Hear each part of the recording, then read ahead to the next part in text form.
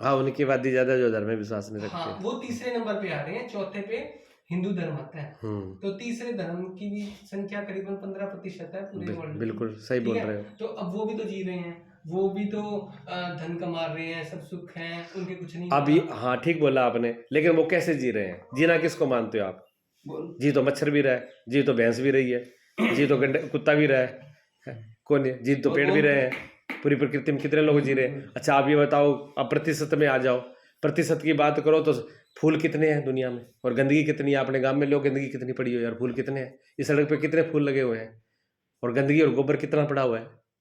लगाओ प्रतिशत, निकालो, प्रतिशत ही निकाल के देख रहे हो तो प्रतिशत में तो फूल तो आपको मिलेगा नहीं वहां तक कोई, तो पूरी रोड पर, और गंदगी जितनी मर्जी ले लेना आप। तो ये कूड़ा कबाड़ तो बहुत है। अच्छा अंधेरा तो पूरे हर जगह कोने कोने में भरा पड़ा है, सूर्यो कितने हैं? सूर्य तो एक ही है, अंधेरा कोने कोने में पड़ा है जी, भरा पड़ा है। किसी कोने में जाओ, कुएं में ऊपर नीचे अंधकार ही अंधकार मिलेगा। सूर्य तो एक ही है, वो भी ऊपर है और वो बहुत दूर है?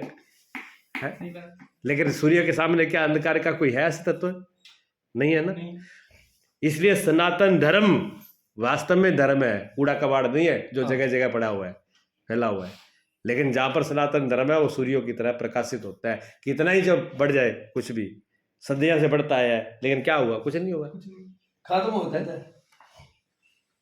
आपको जो है धर्म करने वाले, अब बठू अबोर से लेके अंत तक भगत जी है कि मिले और कोई भगत मिले? एक ही तो मिले ना।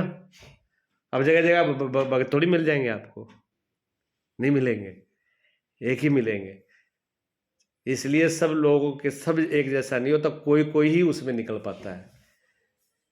हमको अपने कपड़ों को भी साफ करने के लिए मेहनत करनी पड़ती है, साफ करने पड़ते हैं, लेकिन साफ करके पहन लिया, अब गंदे करने के लिए कुछ करना पड़ेगा आपको? नहीं करना पड़ेगा ना। गंदगी चारों तरफ ही अपने आप ही है, गंदगी तो चारों तरफ अपने आप ही है। तो अज्ञान, मूर्खता, अज्ञानता, विमनस्यता, ईर्षा, गिरना, ये तो अपने आप ही है। करने के लिए कुछ प्रयास करना है बस। क्या अध्यात्म भी करने से आता है?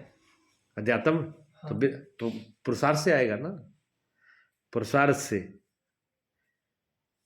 अब आप कहोगे क्या सफाई भी करने से आती है? अब आपका प्रश्न ये है कि कपड़े मेरे गंदे हो गए, क्या ये करने से साफ होगा?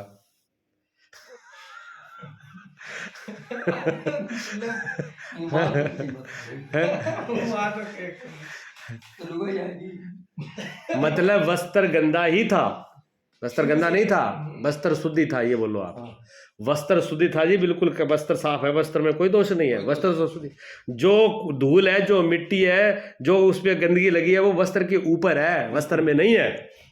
अगर वस्त्र के अंदर ही होती, आप जितना मर्जी साबुन लगाओ और जितना मर्जी पानी डालो, वो ठीक साफ नहीं होगी। इसलिए जिसको आप अध्यात्म कहते हो, नहीं, अध्यात्म शुद्ध ही है, अध्यात्म शुद्ध नहीं है, आत्मा शुद्ध ही है। आत्मा कभी अशुद्ध नहीं होती, ठीक है ना। उसके ऊपर जो आ गया, धूल मिट्टी गिर गई, साफ उसको करना है। अब आप कहोगे जो साफ धूल मिट्टी साफ करनी पड़ेगी तो मत करो। क्या फर्क पड़ेगा? किसी को फर्क थोड़ी पड़ेगा ना। अगर आपके कपड़े खराब है तो किसी को क्या फर्क पड़ रहा है? अगर आप नहीं नहाए तो हमको क्या फर्क पड़ेगा? लेकिन आपको पड़ेगा। हमको फर्क कब पड़ेगा? जब हम आपका संग करेंगे। इसलिए बुरे व्यक्ति का संग करने से भी असर पड़ता है। तभी तो बताया कि संग जो है अच्छा होना चाहिए, बढ़िया होना चाहिए। जिस आदमी में बदबू आ रही हो, कितनी देर बैठोगे? इस कमरे में बदबू आए, कितनी देर बैठोगे आप? अभी तक तो निकल लेते, 100 बहाना बनाते, भगत जी बहुत जरूरी काम है। ये नहीं कहते कि यहाँ बहुत बदबू आ रही है, नाक बंद हो रही है, ये तो कहते नहीं। और ऐसे हम हर समस्या में करते हैं, हर समस्या का हम इसी तरह से ही करते हैं। जो मेन समस्या होती है वो हमारी निजी होती है, अपनी अंदर की होती है, उसको तो हम छुपा लेते हैं। फिर हम बातें करते हैं बड़ी बड़ी, इधर उधर की बातें करते हैं, ऐसी चीज़ों की बातें करेंगे जिससे कोई लेना देना नहीं। हमें ज़मीन पर रहना है, ज़मीन के साथ पर चलना है, ज़मीन के साथ बर्ताव करना है। लेकिन हमारी सारी बातें आकाश की होंगी, क्योंकि ना आकाश में जाना, ना सुलझड़ा करना। ठीक है ना। हाँ, इसलिए हमको यही जीना है। वो तो ये तो चीज, हाँ भैया एक महाराज जी मिल गए तो अब क्या करें, अच्छी जिज्ञासा। लेकिन हम अच्छी बोलना गलत नहीं है। हाँ बिल्कुल। अच्छा, एक और बात